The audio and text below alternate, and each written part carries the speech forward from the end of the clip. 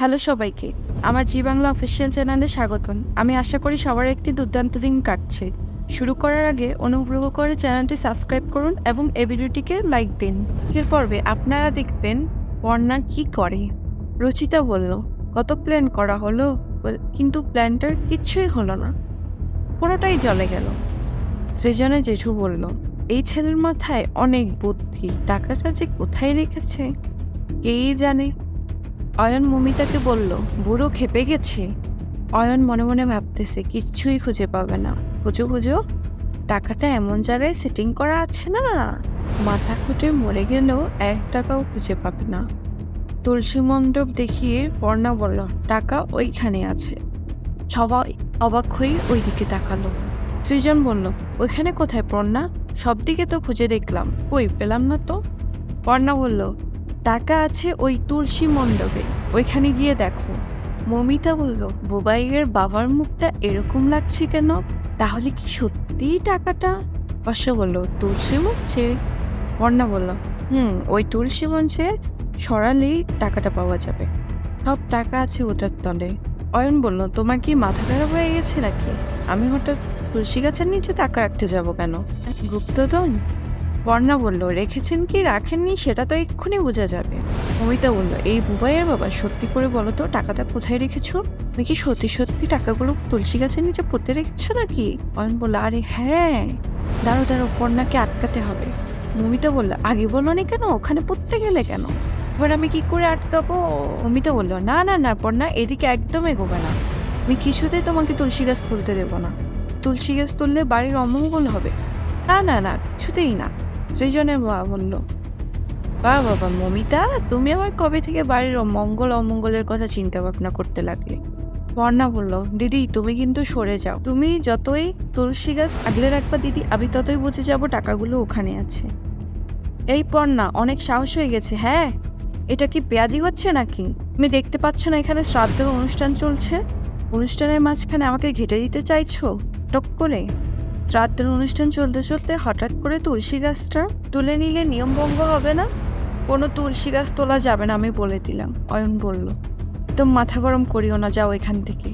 পর্ণাকে ধাক্কা দেওয়ার আগেই সৃজনের মা এসে হাজির। অয়নের হাত ধরে ফেলল। অয়ন বলল, মেজো কাকি হাত ছাড়ো বললাম। সৃজনের মা বলল, খবরদার অয়ন, যে পোয়াতিবাইয়ের বইয়ের গায়ে হাত তুলছিস, লজ্জা করে না তোর? অমানুষ তুই একটা, তুই যা এখান থেকে বলে অয়নকে ধাক্কা দিল। সৃজনের জেঠু বলল, বেশ করেছে মেজো বোন, দেখ কেমন লাগে। মিতা বলল, দেখছো বুবাইয়ের বাবা, এ তো দেখি সবাই একদম হয়ে গেছে। সৃজন ভাবলো, বন্যাকে বাঁচাতে মাই গেল। আমি তো নিজের চোখে বিশ্বাস করতে পারছি না। সৃজনের বাবা বলল, সৃজন, বিপদ না মানুষকে মাঝে মাঝে ভালোও করে দে। বন্যা বলল, সুনিতা ম্যাম আমাকে একটু হেল্প করেন না এদেরকে সরাতে? ঠিক আছে ম্যাম, আমি দেখে নিচ্ছি বলে পাশের 2জন লোককে বলল, এই এদেরকে সরাও। সে 2জন কনস্টেবল এসে অয়নকে সরিয়ে নিল। মিতাকেও 2জনে সরিয়ে নিল। মমিতা বলল, এই পর্ণা, কি করছোটা কি তুমি? এটা ছেড়ে দাও না। পর্ণা, খুব খারাপ হয়ে যাচ্ছে কিন্তু, এটা ছেড়ে দে বলছি। আমি তো বুঝতে পারছি না, পর্ণা যখন যা ইচ্ছে তাই করবে কেন? সবাই কেন সব কিছুতে সেটা মেনে নেই কেন? সনিতা ম্যাম বলল, চুপ, একদম চুপ করে এখানে দাঁড়িয়ে থাকবেন। বেশি বকবক করলে দড়ি দিয়ে বেঁধে রাখবো আপনাকে। পর্ণা বলল, সৃজন একটু এসো তো, আমাকে হেল্প করো। সৃজন এদিকে আসো তো। সবাই উত্তেজিতভাবে তাকিয়ে আছে, কখন পর্ণা রহস্য উন্মোচন করবে। তুলসী গাছের গোড়াতে হাত দিতে দেখলো মাটি ঝুরঝুরে হয়ে আছে। পর্ণা সৃজনকে বলল, দেখছো সৃজন, এখানে কি হয়েছে? আমি ভাবতেছিলাম যে এই গাছটাতে এত শুকনো কেন গাছটা। অয়ন বলল, পর্ণা খুব খারাপ হয়ে যাবে বলে দিচ্ছি, খুব খারাপ হয়ে যাবে। অমিতা বলল, এই পর্ণা, কি করছোটা কি? হ্যাঁ, তুমি না বাড়ির বউ, ভর দুপুরবেলা তুলসী গাছ তুলছো? আমার কিন্তু পাপ হবে, আমি বলে দিলাম। পাপ হবে। সৃজনের জেঠু বলল, আসছে বড় পাপওয়ালা। শুনে রাখো, তোমাদের মতো শকুনের অভিশাপে ওর কিচ্ছু হবে না। পর্ণা তুমি চালিয়ে যাও, চালিয়ে যাও। পর্ণা মাটির নিচে হাত ঢুকাতেই অয়ন বলল, এখানে সাপ আছে, সাপ, একদম হাত দিবে না। পর্ণা হাতাতে হাতাতে হয়তো টাকাগুলো পেয়ে গেছে। ওর মুখে রিয়াকশন দেখে সৃজন বলল, কি হলো পর্ণা, পেয়েছো? পর্ণার ভাই পিকলু বলল, দি দাঁড়িয়ে গেলি কেন, কি হলো রে? সৃজন বলল, পর্ণা টাকার বান্ডিলটা বের করলো। সবাই চোখ বড় বড় করে তাকিয়ে দেখলো। পর্ণার মুখে হাসি ফুটলো। বর্ষা বলল, বাবা রে, এত টাকা! অয়ন আর মমিতা কান্না করে বলল, আমাদের টাকা। মমিতা কান্না করে বলল, সব শেষ হয়ে গেল গো বুবাইয়ের বাবা, তুমি এখানে রেখেছিলে, আগে বলতে পারোনি? দুজনের জেঠু লাফিয়ে লাফিয়ে বলল, আগেই বলেছিলাম তোকে, তোর জায়গা হচ্ছে আমার চটির নিচে, সারা জীবন আমার চটির নিচেই তুই থাকবি। দুজনের বাবা বলল, ঠিক বলেছ, একদম ঠিক বলেছ, সাবাস পর্ণা, সাবাস। না হলো পর্ণা ব্যাংক ম্যানেজারের হাতে টাকাগুলো দিয়ে বলল, এই হলো আপনাদের টাকা, এই নেন, সামলান, ততক্ষণে আমি একটা কাজ করে আসি। সৃজন বলল, পর্ণা কি কাজ এখন? পর্ণা বলল, দাঁড়াও, আমি এক্ষুনি আসছি। সৃজনের মা বলল, দেখেছো করতে, দেখেছো এই মেয়েকে নিয়ে যে আমি কি করব? একটা কিছু ভালো কাজ করলো কি করলো না, চলে গেল, আবার কি গন্ডগোল পাকাবে। সৃজনের জেঠু বলল, আহ মেজো, সে আসছে বলছে তো, দেখ না কি করে। অয়ন বলল, টাকা মমিতা, আমার সব শেষ হয়ে গেল। মমিতা কান্না করে বলল, ভেবেছিলাম টাকাগুলো নিয়ে বড় লোক হব, সুখ সহ্য হলো না এই পর্ণার নজরে সব কিছু শেষ হয়ে গেল। আমি বলল, শকুনের নজর, ভাবতে পারছো মাইদি? দেখেছো তুলসী গাছের নিচ অব্দি চোখ চলে গেল। না, বলল, দোষটা তো আপনারই দাদা, তুলসী গাছের মতো একটা পবিত্র গাছের নিচে কেউ কি পাপের টাকা লুকিয়ে রাখে? এজন্য তো গাছটা শুকিয়ে গেল, সেটাই আমার চোখে পড়লো, আর আপনি ধরা পড়ে গেলেন। সে গাছ হচ্ছে গৃহস্থ বাড়ি সুখ শান্তি মঙ্গলের প্রতীক। আপনি তো নিজেই স্বার্থের জন্য এবারে সবকিছু নষ্ট করতে বসেছেন, কিন্তু আমি থাকতে তো সেটা হতে দেব না দাদা। আমি আজকে আবার দত্তবাড়িতে সুখ শান্তি প্রতিষ্ঠান করব, তুলসী গাছ প্রতিষ্ঠা করব। মা যেটি আপনারা ওলো দেন, বলে পর্ণা তুলসী গাছ প্রতিষ্ঠা করতে গেল। দুজনে জেঠি বলল, ও মেজো, অনেক ভাগ্য করে এরকম একটা বউ পেয়েছিস, আমার এমন পোড়া কপাল যে, ছি। অয়ন বলল, মা গো, সব শেষ হয়ে গেল গো, পর্ণা আর ভাড়াবাতে এইভাবে ছাই দিয়ে দিল। অয়নের বাবা বলল, বলেছিলাম তো, কিছু থাকবে না তোদের কাছে, চামাচ কোথাকার। সৃজনের বাবা বলল, জীবিত থাকতে যে ছেলে বাবার শ্রাদ্ধ করে তার জীবনে কিচ্ছু হওয়ার নয়, ওর ইহকাল পরকাল দুইটাই গেছে।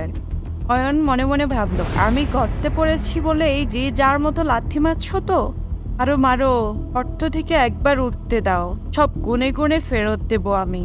সৃজন বলল, আচ্ছা পর্ণা, টাকাটা তো না হয়ে উদ্ধার হলো, কিন্তু বর্দা যে আমার লটারিটা চুরি করলো তা কি করে প্রমাণ করবে? পর্ণা বলল, হবে সৃজন, সব হবে, একটু পর, একটু ধৈর্য ধরো, তো নাটকের সেকেন্ড ধাপটা শুরু হবে, এখন না কি হয়। ব্যাংকের ম্যানেজার বলল, আমাদের সব টাকা গোনা হয়ে গেছে অয়ন বাবু, মনে হচ্ছে 1,02,000 টাকা কমা। অয়ন বলল, তাহলে আমি কি করব, আমার কিডনিটা নিয়ে যান। অয়ন বলল, কিন্তু আমি তো বুঝতে পারছি না আমাদের ভুলটা কি ছিল, আমাদের সব টাকা এইভাবে চলে গেল, আমি তো কত স্বপ্ন দেখেছিলাম। ফিউচারটাই একজন সদস্য বলল, আহারে, আপনাকে দেখে না আমার খুব খারাপ লাগছে, পাল্টাই খারাপ আপনার, লটারির এত কাছেই শো আপনি মিস করে গেলেন, আহারে, কপালটা আপনার অনেক খারাপ। অয়ন তার দিকে তাকালো, এত ক্লোজ নাম্বারে লেগেছিল লটারিটা। অয়ন বলল, ক্লোজ নাম্বার? বলল, কত নাম্বারে লেগেছে? আরেকজন বলল, 88 নাম্বার, আপনার নাম্বারে খুব কাছাকাছি, শুধু লাস্ট দুটো সংখ্যা গোলমাল হয়ে গেছে, তাহলে কিন্তু আজ এই টাকাটা আপনারই হয়েছিল। অয়ন বলল, মানে উল্টে কত হয়েছে? না, আমি ব্যাপারটা বুঝতে পারছি না, মানে টিকিটের নাম্বারটা কত? লোকটা বলল, আপনার লটারিটা তো 88-25, আর যেটাই লটারি লাগছে ওইটার নাম্বার হচ্ছে 88-52। মিতা ভাবল, আমাদেরটা? ওই লোকটা বলল, এই টাকা 88-52 নাম্বারের লটারির মালিকের। সৃজন বলল, 88-52 এই টাকা আমার, বলে ও লাফানো শুরু করলো। সৃজন বলল, পর্ণা, আমার যে কি আনন্দ হচ্ছে তোমাকে বোঝাতে পারবো না, বলেছিলাম না তুমি আমার জন্য লাখি। অয়ন ভাবলো, আমার তো কোনো দিকই রইলো না, সে চালাকি করতে গিয়ে আমার গলাতেই দড়িটা পড়লো। ইস, কেন কেন কেন এমন করলাম, নিজের দোষে ঘরের লক্ষ্মীকে পায়ে ছিঁড়ে দিলাম, ভুলটা করলাম আমি। সৃজন দৌড়ে গিয়ে নিজের লটারিটা নিয়ে আসলো, এনে বলল, এই তো নিয়ে এসেছি আমার লটারির টিকিট। অয়ন দৌড়ে এসে বলল, এই তোর পা আমার টিকিট বলে সৃজনের সাথে হাতাহাতি করতে সৃজন অয়নকে ধাক্কা মারল। সৃজন বলল, কি পেয়েছিস? হ্যাঁ, তোর নাম্বার তো 8825। দেখলে আমি লটারিটা জিতলাম, আমার নাম্বারটা তোর হয়ে গেল। কি হচ্ছে আর কি? কর্ণা বলল, সৃজন শান্ত হও, এদিকে আসো। অয়ন বলল, তোর কপাল এত ভালো না রে বন্ধু, টিকিটটা আমার কপালে ছিল, এটা আমি পেয়েছি, এটা আমার কাছে থাকার কথা ছিল। না বলল, তাহলে আপনার কাছে নেই কেন দাদা? অয়ন বলল, আমি সেদিন তোমাদের ঘরে ঢুকে সৃজনের টিকিটের সঙ্গে আমার টিকিটটা পাল্টে এসেছি। কর্ণা বলল, ব্যাস এটাই জানার ছিল এতক্ষণ। রুচিতা বলল, না সৃজনদা, একদম ওদের মুখের কথা বিশ্বাস করবে না, ওরা বলছে কি মানতে হবে নাকি? ওরা প্রমাণ আছে ওদের কাছে? মমিতা বলল, প্রমাণ আছে মানে? আমাদের কাছে ছবি আছে। তারপর ফোন থেকে পিকচারটা বের করে দেখিয়ে দিল 8852 টিকিটের। তার মানে বোঝা গেল যে তারা নিজেদের সত্যটা নিজেরাই বলে দিল সবার সামনে। কর্ণা বলল, তাহলে দাদা আপনি এখন সবার সামনে নিজের মুখে স্বীকার করলেন 8825 এই টিকিটটা আপনার নয়, তাই তো? আপনি আপনার ভাইয়ের ঘরে গিয়ে এই টিকিটটা চুরি করেছেন। অয়ন বলল, আরে কি মুশকিল, আমি তো বলেছি আমি চুরি করেছি, আমি এনেছি, করেছি, বেশ করেছি, অনেক পাইতারা হয়েছে। মমিতাকে বলল, ধরো তো। পর্ণা বলল, দাঁড়ান। অয়ন বলল, এই যে পর্ণা, একদম গায়ের জোর দেখাতে আসবে না, বুঝতে পেরেছো? আমার মাথা গরম করবে না। আমার টিকিটে টাকা উঠেছে, ঠিক আছে? ওই টাকা কিন্তু আমি নিয়ে ছাড়বো, বলে দিলাম। পর্ণা বলল, কে বলেছে দাদা আপনার টিকিটে টাকা উঠেছে? বললো, কি বললে তুমি শুনলে না? ফিউচার লটারি লোকগুলোকে বলল, এই যে আপনার মাকালের মতো দাঁড়িয়ে না থেকে বলুন না, এই লটারিতে আমার টিকিট উঠেছে 8852, আর আমার টিকিটটা ফেরত দিয়ে দিতে বলুন। পর্ণা বলল, আমি যেটা ওদেরকে বলতে বলবো ওরা কিন্তু সেটাই বলবে। অয়ন আর মমিতা একসাথে বলল, মানে? পর্ণা বলল, মানে ওরা লটারি কোম্পানির লোক না, ওরা আমার অফিস কলিগ। অয়ন বলল, এটা হতে পারে না পর্ণা, তাহলে খবরের কাগজে ওই নোটিশটা কি?